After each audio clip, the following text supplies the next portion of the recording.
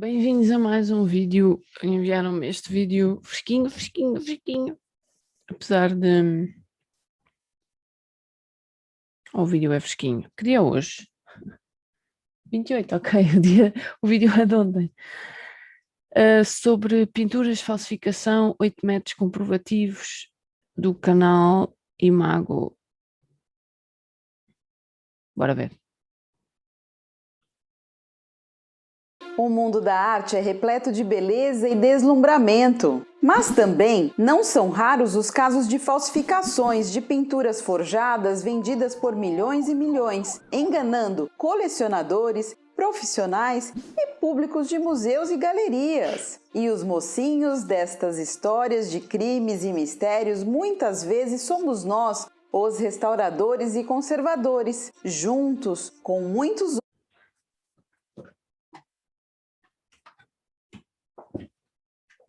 outros especialistas em artes e antiguidades. Hoje vou mostrar algumas das técnicas mais usadas para autenticar uma pintura. Quem sabe você também pode se tornar um investigador e desvendar as tramas e conspirações em meio às telas e tintas.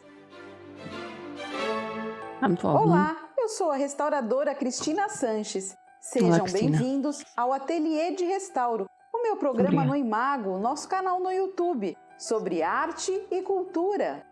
Aproveite e já deixe o seu like e se inscreva no canal, porque é isso que nos incentiva a fazer mais vídeos como este. É fácil pensar... Isto é uma coisa que me tira do sério, é vermos que a pessoa está a ler. que falsificação de obras de arte são crimes raros, que prejudicam apenas alguns ricaços que foram tapeados por espertalhões. Mas não é bem assim. Segundo o Departamento de Justiça dos Estados Unidos e a Unesco, o mercado ilegal de arte é o terceiro tipo de crime mais lucrativo do mundo, ficando atrás apenas do tráfico de drogas e armas. Isso porque o mercado ilegal de arte é usado para encobrir lavagem de dinheiro, evasão fiscal e outras fraudes. Especialistas no combate a esse tipo de crime, como o agente aposentado do FBI, Robert Whitman, autor do best-seller Priceless, livro em que narra seu tempo de agente federal, estimam que deste mercado ilegal 75% das obras sejam falsificações. Não é pouca coisa não. É por todo esse cenário que o trabalho de especialistas em arte, como os restauradores, tem desempenhado uma ajuda inestimável ao combate ao crime. Mas como podemos atestar a autenticidade de uma obra? Como podemos dizer se uma pintura é falsa? Com a ajuda da ciência e do conhecimento elementar, não? Os diversos métodos e técnicas de análise das obras podem ser divididos em 3 categorias: os destrutivos, os não destrutivos e os microdestrutivos. Os métodos destrutivos são aqueles em que uma... Microdestrutivo não deixa de ser destrutivo. Sim, não é visível, mas... Vamos ver. Mostra é retirada da obra. Ela é submetida a testes e, em sua maioria, químicos, que a aniquilam. Felizmente, estes métodos destrutivos não precisam mais ser usados na grande... Muitas vezes não são só químicos, também são físicos. Até porque uma pirólise em que se coloca uma amostra para altas temperaturas, ela é destruída pela alta temperatura e não propriamente pela química. É destruído de forma física. É só fazer umas ressalvas aqui neste vídeo. maioria dos casos, graças à evolução tecnológica das últimas décadas. Os métodos não destrutivos fazem uso de experimentos físicos, muitas vezes usando alguma frequência do espectro luminoso. Com os modernos equipamentos portáteis que dispomos hoje... Ela inclui os não invasivos nos não destrutivos, mas o que é facto é que nós podemos ser invasivos na mesma e não destruir. Mas ela, como restauradora, isto é curioso e isto existe, atenção. Os restauradores têm uma visão de que se vais retirar uma microamostra a uma obra, seja de que tamanho for, de 1 milímetro, ou menos, ou 2 milímetros, pronto, já estamos a abusar um bocadinho, mas microamostras, eles assumem isso sempre como destrutivo. Pronto, em Portugal a nomenclatura é invasivo. A questão é que para os restauradores, como vão ter que tapar aquela zona, aquela lacuna, para eles isto é sempre destrutivo.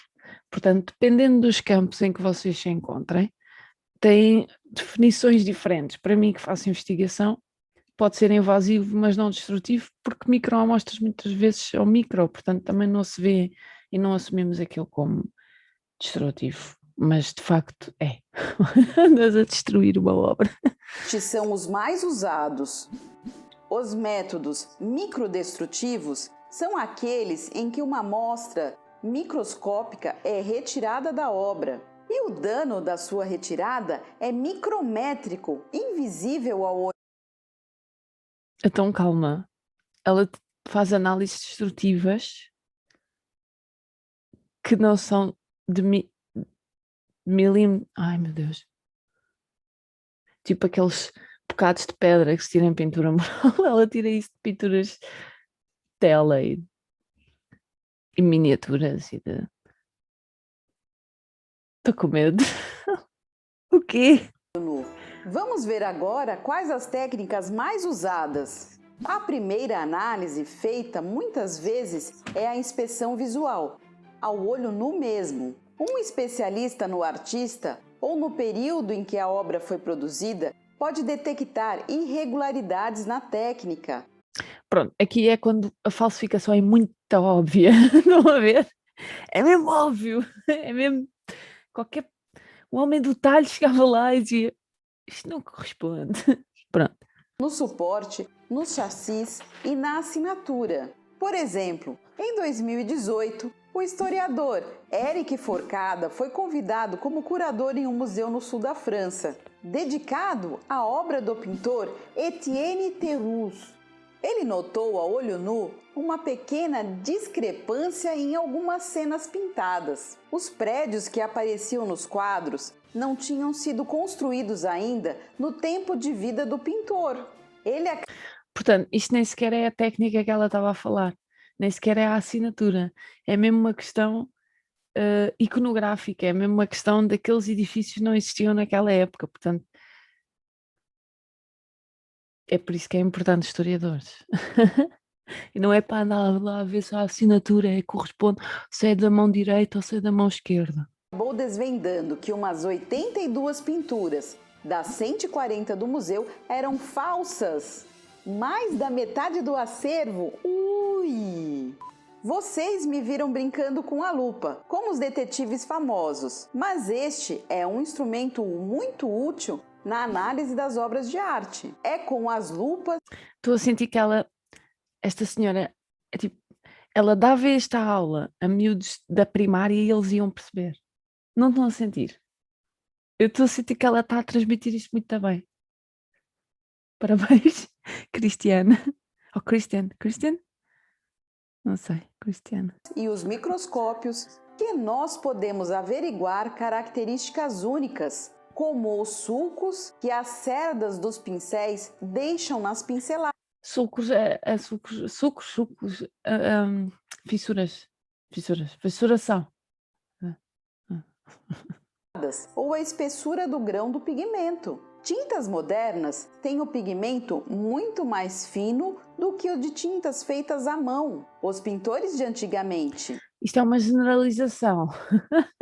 Ok, isto é uma generalização. O negro de fumo, o Blanc Lep, é dos mais finos, pessoal. O azul da Prússia é dos mais finos.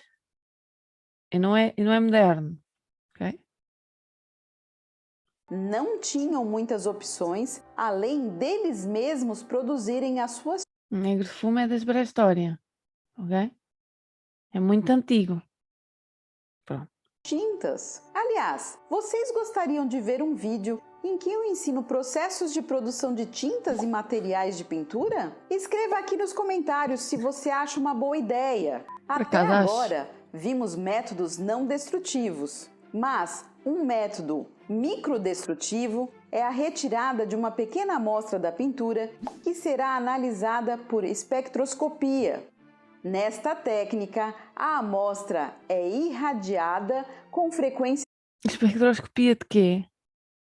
De quê? de luz e, de acordo com seu comportamento, podemos distinguir as espessuras das camadas de tintas e os elementos que compõem as tintas usadas na obra. Provavelmente foi Isto é a espectroscopia do Vevis. Pelo menos o que ela está a mostrar ali, os traços. assim que Wolfgang Beltrach, tido como um dos maiores falsificadores do mundo, acabou sendo pego. Uma análise de uma das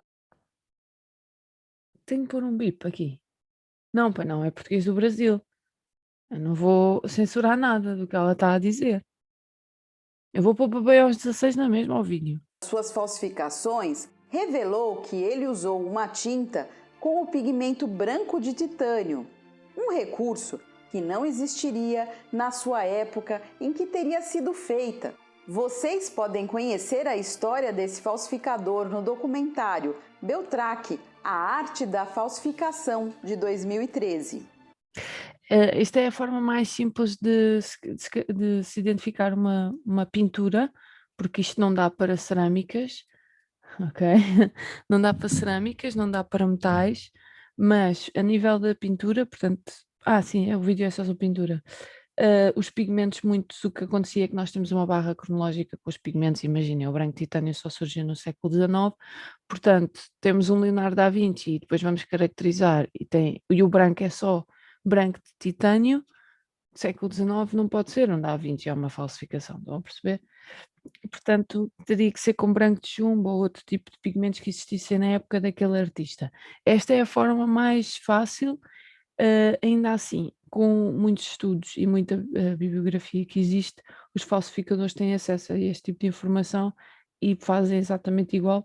Às vezes até vão buscar o pigmento e moem mesmo, como era na época, que ainda há universidades, por exemplo, a Universidade Nova faz esse tipo de estudos, eles fazem exatamente o mesmo, pegam mesmo nesses estudos até, não estou a dizer da Universidade Nova, mas das universidades e de centros de investigação que fazem esse tipo de estudos de produção e reproduzem tal e qual, o que se torna muito difícil.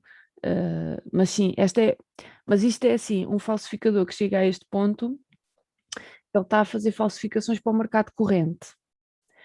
Ou seja, ele não está a fazer falsificações de pinturas de milhões de euros, porque normalmente pinturas de milhões de euros, hoje em dia, já pedem caracterização. Portanto, rapidamente se isto se apanha. Estamos a falar de pinturas que vamos ali à galeria e compramos. Pronto, pinturas de fácil comércio, de classe média. Não estamos a falar de grandes obras. Estou a dizer hoje, mas antes sim. Antes até os métodos de exame e análise entrarem a voga e em peso nesta área, sim. Isto era a forma...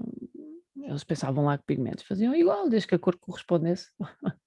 Agora não, agora há todo um cuidado material. Vale a pena, principalmente porque ele é uma figura. O estado de conservação da obra é um dos principais indicativos de sua autenticidade. Afinal, é bem difícil fingirmos a ação do tempo nos materiais, pelo menos para olhos treinados. O falsificador Alfredo Martinez, condenado por forjar obras de artistas contemporâneos como Basquiat, alega que usava folhas de chá para envelhecer as peças, algo que um restaurador pode identificar facilmente.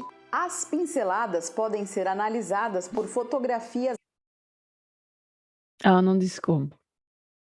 Eu vou dizer porquê. Porque é a área dela. E convém manter algum segredo. Eu percebo. Eu dou muita informação porque eu sou muito liberal.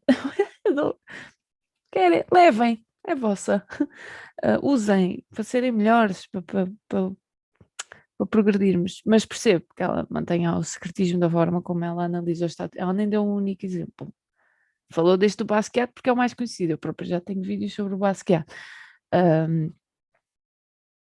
Macro, fotos que ampliam os detalhes. Mudando o ângulo da iluminação, podemos deixar mais aparente os sulcos, as calhas formadas pelo movimento das cerdas do pincel. Calma, suco. Calma, será textura? Essas fotos Não. podem ser comparadas com Eu o acho que é estilo fissura. de pintura do artista e também identificar se o pincel usado é típico do período daquela época. Não é só na medicina que o exame por raio-x é fundamental. Nós tiramos chapas também das pinturas para determinar as Tiramos chapas. Faz muito sentido. O que aquilo é uma chapa? camadas de tinta que se destacam uma das outras. Quer dizer, já não é. Não é? O equipamento portátil já não é uma chapa metálica, não é? Mas, uau. Assim podemos identificar retoques e restaurações e também pinturas e desenhos encontrados pela obra. Alguns artistas são conhecidos pelo modo como esboçavam os seus desenhos na tela, como é o caso de Leonardo da Vinci, que usou um método particular para transferir o desenho da Mona Lisa para a madeira em que a pintou. Você pode conferir o método de Leonardo no vídeo deste canal, em que meu marido explica os casos em que copiar desenhos não são plágios. Um modo mais atual. Qual é a diferença entre cópia e falsificação? Vocês sabem? Bom, é rápido. A falsificação, ou o que ela chama de plágio, é quando tem exatamente as mesmas dimensões. Se vocês tiverem uma obra que é maior, tem uma percentagem, normalmente varia consoante as instituições. Por exemplo, o Hermitage tinha que ser 20% a diferença, ou 13% quando as obras eram muito, muito grandes, mas 13% para cima, 13% para baixo, não podia ter exatamente a mesma dimensão. Ou seja, a minha tela não podia ser da mesma dimensão que a tela de Velázquez, que foi das cópias que eu fiz. Deixamos isso para outro vídeo. Mas porquê cópia? Porque é literalmente uma cópia, mas também tem dimensões diferentes. Na Faculdade de Belas Artes estão lá algumas cópias, bastantes tendo em conta a dimensão da instituição, em que são normalmente mais pequenas. Ok? É só essa a diferença. Se tiver exatamente a mesma dimensão, é considerada uma falsificação ou, português do Brasil, um plágio. Identificar os retoques e restaurações é a fluorescência. Iluminamos a obra com lâmpadas de luz negra e fotografamos no espectro ultravioleta. Fluorescência provocada pela radiação de ultravioleta, não é? Normalmente nós dizemos fluorescência em Portugal é fluorescência de raio-x, não tem nada a ver com isto, é uma espectroscopia. Aqui o que ela está a dizer é e está a pôr a mão à frente. Não convém. É a ultravioleta. Parte as moléculas de colagênio e que cria rugas, envelhece e cancro. A iluminância dos pigmentos vai variar conforme a sua idade. De vez em quando, no restauro, dá até para se sentir um CSI, não? O espectro infravermelho também é um importante aliado. A idade passa nos pigmentos e eles vão florescer de maneira diferente? Eu nunca tinha ouvido falar disto. Nós emitimos radiação ultravioleta num corte estratigráfico de uma pintura do século XV. Os pigmentos que lá foram caracterizados correspondem exatamente à tabela que eu tenho ao lado da base de dados de fluorescência daqueles pigmentos. E passaram 5 séculos. Vão florescer de forma diferente? Não percebi. Se alguém me conseguir ajudar, eu agradeço. Fotografias em infravermelho podem distinguir. Eu acho é que ela está-se a referir ao verniz. Ela está a iluminar a parte da frente de uma pintura. O verniz vai oxidar, não é? Vai envelhecer, usando o termo coloquial. Vai envelhecer. Ele vai florescer de forma diferente. Sim, mas é o verniz. É o que nós estamos a ver, porque a fluorescência do ultravioleta não atravessa o verniz. Ela fica ali na superfície, ela não vai aos pigmentos. Portanto, não percebo o que é que ela quis dizer com isto. Fiquei mesmo na dúvida e acho que isto é muito confuso. Espero que os meus alunos não vejam este vídeo, porque vão ficar extremamente confusos. Não me parece muito correta esta afirmação. Mas de resto estou a gostar, vocês também? Camadas por espessuras e transparências e também revelam a presença de alguns elementos e materiais, como o grafite e o carvão, usados para esboçar a imagem que será pintada no suporte. Este é um método, assim como os demais, usados em diversas oportunidades do restauro. Por exemplo, o restauro de um registro histórico que eu participei. Ele contou com a análise de reflectografia por infravermelho, realizado pela doutora Márcia Risuto, do Instituto de Física da USP, e a sua equipe. Acompanhem o meu Instagram. É curioso que ela fala de muitos métodos, mas não fala dos dois principais.